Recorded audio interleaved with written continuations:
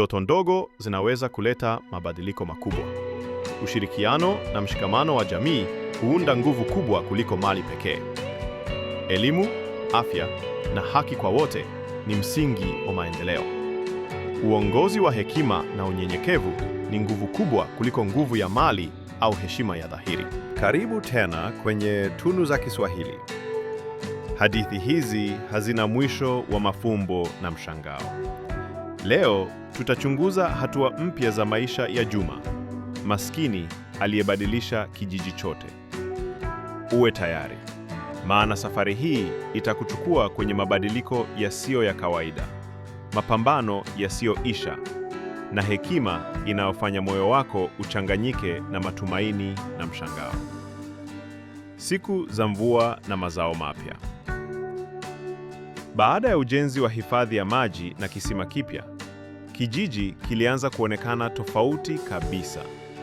Mashamba yalijaa mazao, miti ilikuwa kwa furaha, na watu walikuwa na matumaini mapya. Juma alitazama kijiji kutoka juu ya kizingiti cha mlima karibu na nyumba yake ndogo.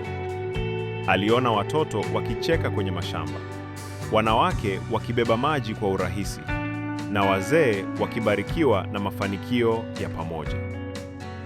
Hii ndiyo maana ya ndoto, Juma alifikiria. Ndoto ndogo zinaweza kubadilisha maisha makubwa. Lakini hata katika furaha hiyo, palikuwa na mawingu madogo ya changamoto. Changamoto ya hali ya siasa kijijini. Siku moja, mkuu wa kijiji aliketi na wazee wengine. Walijadili jinsi mradi wa maji ulivyobadilisha maisha ya wengi. Lakini tusisahau, kuna wale ambao wanavutiwa na mali mpya ya kijiji, alisema mmoja. Tunahitaji kuhakikisha kila mtu anapata haki. Hii ilibidiwa kwa sababu baadhi ya wanakijiji walijaribu kudanganya au kutumia mradi wa maji kwa maslahi yao binafsi. Walienda kujaribu kudhibiti kisima au kuingiza masharti yasiyo ya haki. Juma alihisi uvumilivu wake ukipimwa. Alijua kama hatashughulika na hali hii mapema, mradi mzima ungeweza kuharibika. Hii ndiyo kazi ya kweli, Juma alifikiria. Sio tu kutoa, bali kuhakikisha kila mmoja anashiriki kwa usawa. Juma aliona kuwa mbali na maji na mashamba, elimu ilikuwa changamoto kubwa. Watoto wengi hawakuwa na shule nzuri, na wazee walijua kuwa kijiji hakitafanikiwa kikamilifu bila elimu. Alipokutana na walimu wa zamani, Juma alijua anahitaji kuchukua hatua. Aliunda mfumo mdogo wa shule ya kijiji kwa kutumia nyumba ya udongo iliyokuwa tupu. Alikusanya wanakijiji kuchangia mche mraba na mbao na kuanzisha madarasa ya asubuhi na jioni. Watoto walifurahia kupata nafasi ya kusoma, lakini waliokuwa wazee walicheka. Maskini huyu anataka kufundisha, ingawa hana hata vitabu vya kutosha. Lakini Juma hakukata tamaa. Aliunda mafunzo ya vitendo. Akawafundisha watoto kilimo, kujitolea, usafi na kusoma alama za asili. Baada ya shule kuanza, Juma alikumbuka wagonjwa waliokuwa wanapotea kwa sababu ya hospitali ya mbali. Alikusanya wanakijiji, akachangia baadhi ya pesa na vifaa vya awali. Aliunda kliniki ndogo ya kijiji, akawasaidia wagonjwa wenye maradhi madogo. Aliwapa elimu ya kuzuia magonjwa, akawafundisha wazee na vijana usafi na lishe bora. Wakati wagonjwa walipokuwa wanapona, jamii ilianza kumheshimu zaidi Juma. Waliona kuwa maskini alionekana hana thamani, kweli alikuwa kimbilio la matumaini. Miaka miwili baadaye, kijiji kilipigwa na ukame mkubwa zaidi kuliko wote waliokumbuka wazee. Mvua ilikosa, mazao yakakauka, na mifereji ya maji ilikosa kutoa maji. Hapa ndipo Juma alikumbana na mtihani mkubwa zaidi. Aliweza kuona uso wa wagonjwa ukipotea furaha, watoto wakilia njaa, na wakulima wakikata tamaa. Lakini Juma hakukubali kufungwa na hofu. Aliwaita wanakijiji wote.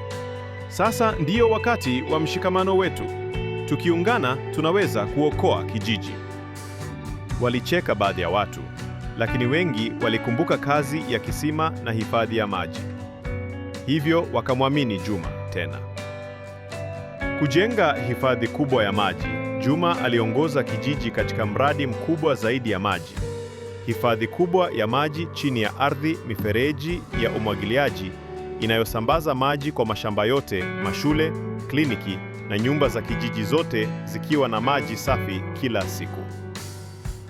Juma alikuwa mstari wa mbele, akiwaongoza vijana, wanawake na wazee. Kila hatua ilikuwa ngumu, lakini kila hatua ilileta matumaini mapya. Mvua na mavuno. Baada ya miezi michache ya kazi ngumu, mvua ilianza kunyesha. Mavuno yalirudi, mashamba ya kijiji yalijaa mazao na maji yalitiririka katika mifereji. Watoto walicheza tena, wagonjwa walipona na jamii ilijazwa furaha. Kila mtu alijua kuwa kazi ngumu, mshikamano na ndoto ya maskini mmoja kweli ilikuwa umeibua kijiji chote kutoka giza hadi mwangaza. Juma alitumia fursa hii kufundisha kijiji thamani za maisha: ushirikiano, hekima, kuheshimiana, kujitolea. Wazee walimuona kama kiongozi wa kweli, lakini Juma hakutaka heshima pekee. Alitaka kila mwanakijiji ajifunze jinsi ya kusaidia wengine.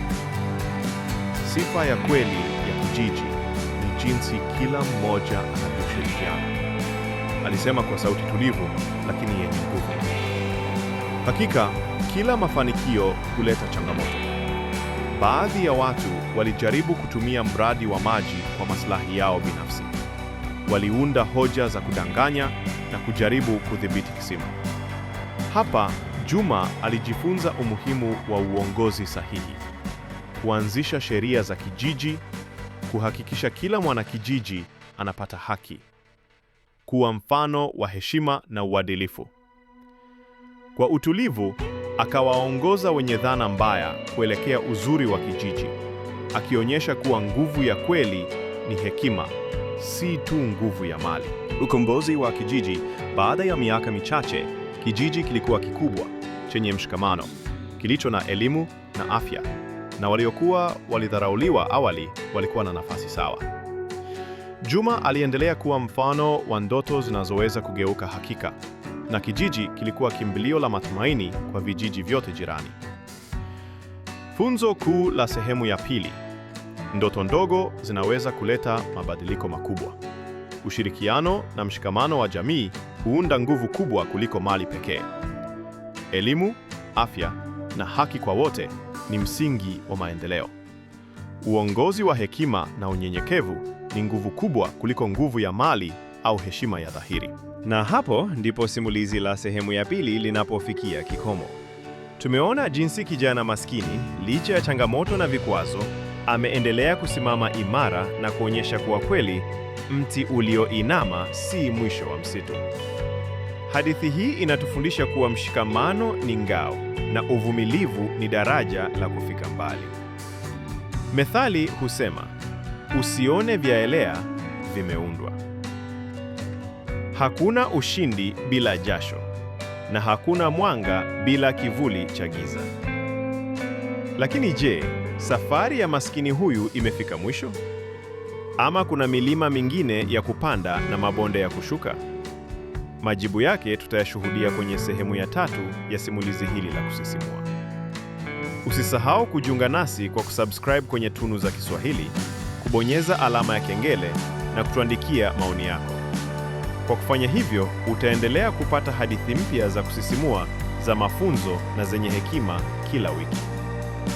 Hadi wakati mwingine, kumbuka, aliye na subira hula tamu.